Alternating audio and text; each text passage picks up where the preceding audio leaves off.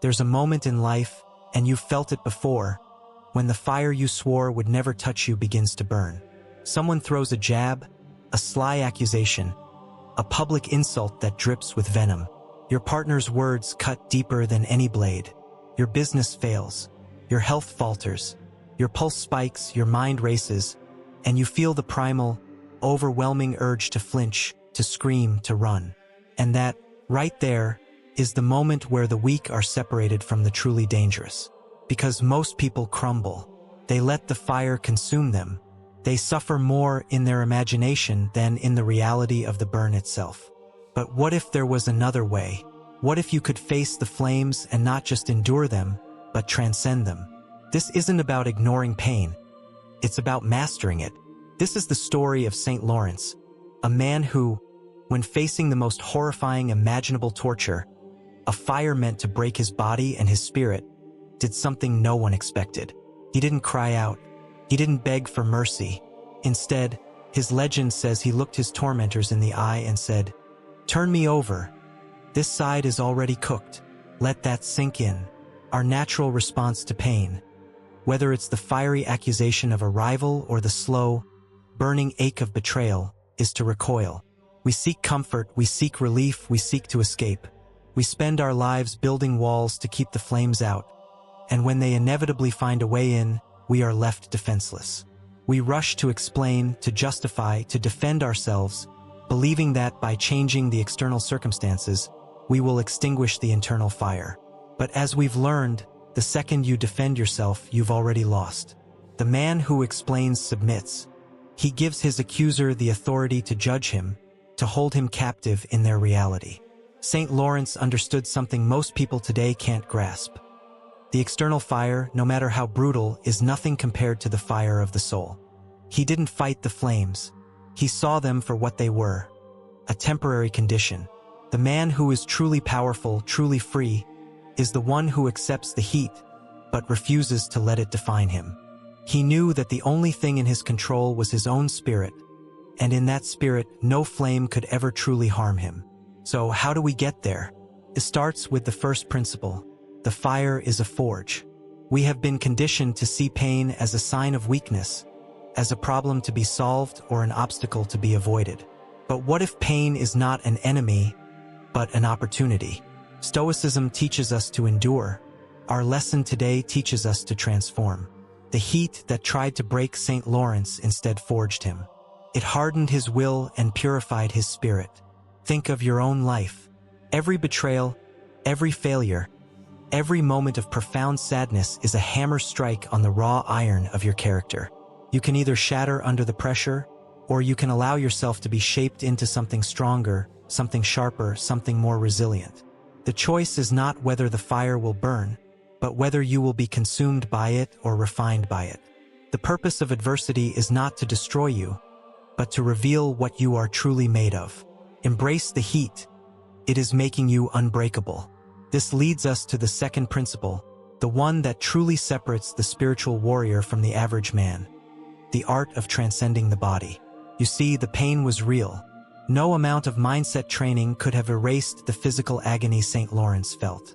But his genius, his holy, terrifying, beautiful genius, was that he had so firmly attached his mind and his heart to a higher purpose that the physical torment became secondary. His focus wasn't on the sensation of burning flesh. His focus was on his faith, on his mission, on the eternal reward that awaited him. He saw beyond the temporary torture and fixed his gaze on something infinite. This is the ultimate power move. When your life is defined by a purpose greater than your own comfort or survival, no external force can truly shake you. The job loss is an inconvenience. The public humiliation is a fleeting moment. The physical pain is just a signal your body sends, a signal your spirit can choose to ignore. This is not a journey for the faint of heart. This is about real, transformative change. We're talking about building a mindset so powerful that it makes you truly untouchable. This is the wisdom that men throughout history, from the battlefield to the boardroom, have used to conquer not just their enemies, but their own inner demons. If you find yourself here, feeling the pull of this ancient, powerful truth, then you are ready to learn. You are ready to transcend. This is not just a channel. This is a community of men and women who refuse to let the world break them. We are building an army of the spiritually dangerous. Join us on this journey. Subscribe right now and hit that notification bell so you don't miss a single lesson. We've only just begun to scratch the surface of what's possible when you refuse to be a victim of your circumstances. Let's go deeper into the third principle, one that is perhaps the most audacious of all, the holy defiance of humor in agony. When St. Lawrence said, "Turn me over, this side is already cooked," he wasn't just being stoic. He was taunting his persecutors. He was using a simple, almost comical phrase to completely demolish their power over him. The very act of torture, meant to break his will, became a stage for his triumph. His humor was the ultimate counterpunch. It was a cold, cutting weapon that showed his tormentors that their cruelty had failed. His mind was so far beyond their reach, so unburdened by fear, that he could make a joke at their expense while being burned alive. This is the social kill shot of the highest order. The Machiavellian move is silence. The saint's move is holy humor. This kind of humor plants a seed of fear that cuts deeper than any argument, any threat. It shows your opponent that their worst has already been met with a calm, amused defiance. This brings us to the fourth principle, the true meaning of letting go. The world tells us to let go as an act of passivity. Just accept it. It is what it is. This is a lie.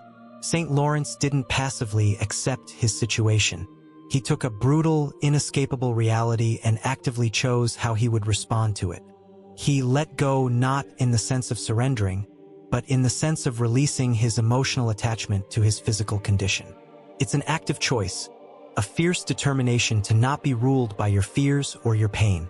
The next time you face a betrayal, a loss, or a crushing setback, you don't just let it go. You grab hold of your resolve, you look at the situation, and you say, "I am not defined by this. I will not be broken by this. I will use this to grow." It is a powerful, courageous, and transformative act. But we must be honest with ourselves. This journey is not without its cost. The fifth principle is a powerful and sobering truth. The scars are a sign of strength. St. Lawrence's body was scarred, and so will your spirit be. When you choose to face the fire instead of running from it, you will have scars. You will have moments of doubt. The wounds will ache long after the initial burn. But these scars are not a sign of failure. They are a sign that you fought. They are a map of your personal history of resilience. The weak man hides his scars. The truly powerful man wears them with honor. He understands that his scars tell a story of victory. They are a public declaration that he has faced the worst and emerged not just alive, but stronger, wiser, and more compassionate. Never be ashamed of your scars. They are the proof that you have lived, that you have fought, and that you have triumphed. The final principle, the highest level of all, is a simple truth. The fire is your purpose. The fire that tried to consume St. Lawrence was the external world, but his true fire, his purpose, was the fire of his own spirit. That's the fire that burns within you. It is the ambition to build something great, the drive to love deeply, the will to live a life of meaning and purpose. The world will try to extinguish this fire with challenges, with pain, with distractions. It will tempt you to run, to complain, to justify yourself. But your purpose is to use the external fires to feed your internal one. It is to find joy not just in the triumphs, but in the very act of enduring. When you do this, you become a man who is not just untouched by the chaos of the world, but is, in fact, forged by it. Your existence becomes the defense, and that's when you become truly untouchable. So what are you going to do now? Are you going to continue to live a life on the defensive, reacting to every jab and insult, running from every painful moment? Or are you going to take control of your story, accept the fires, and emerge stronger on the other side? The choice is simple, but the journey is not. The most dangerous man is not the one who attacks first. It is the one who never needs to. It is the one who has faced the fire and found a way to use it as a tool for his own growth. From this point forward, no explanations, no justifications, only a calm, still presence that makes others second-guess their own words. Your existence becomes the defense, If you found even a sliver of value in this video, if you feel the pull of this power, do yourself a favor. Like this video, subscribe to this channel, and share it with someone who needs to hear this message. Don't just watch this video. Become it. We will see you in the next one.